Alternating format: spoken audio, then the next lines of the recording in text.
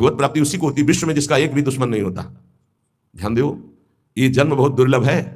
कितना एक एक बात को एकदम अलग अलग करके बता रहे हैं।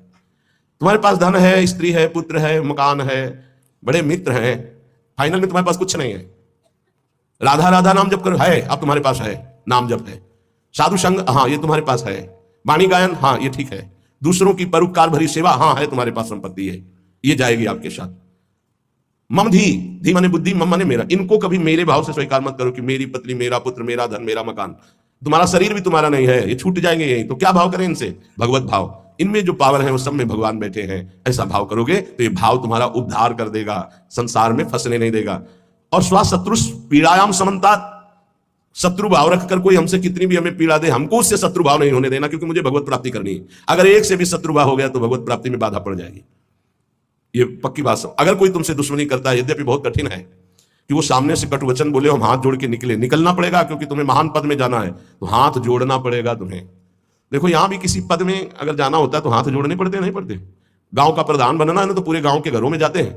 वैसे तो कभी रामकृष्ण हरि नहीं बोलते, पर वैसे जब वोट का समय आता है तो भैया ऐसे हाथ जोड़ते ना।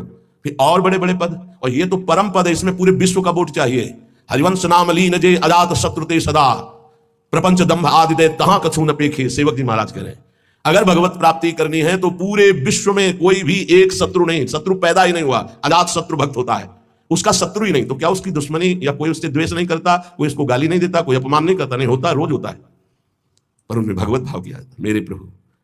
क्यों? वो तो ऐसी बात कर रहा है, ऐसी चेष्टा कर रहा है, ऐसे ऐसे नहीं।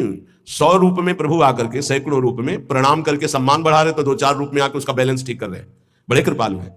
अगर आपको गुस्सा आ गया तो आपने प्रणाम का भोग स्वीकार किया है, तो फिर आपका परमार्थ रुक जाएगा। क्या बात है, कितना सुंदर भजन है, कितना इनका यश है, कितनी कीर्ति। एक तो ये हुआ, और दूसरा ये हुआ गाली गलौज अपमान, ऐसी मुद्राएं जो क्रोध भरी, जो द्वेष भरी। तो ये ना जाए कि गाली गलौज करने लगे, लड़ने लगे, आपका परमार्थ रुक जाएगा। वो चाहते ही हैं माया के पार्षद कि आप थोड़ा बोलिए, आप थोड़ा लड़िए उनसे। नहीं लड़ना, क्या करना है? और हाथ जोड़ के सर झुका के निकलना है।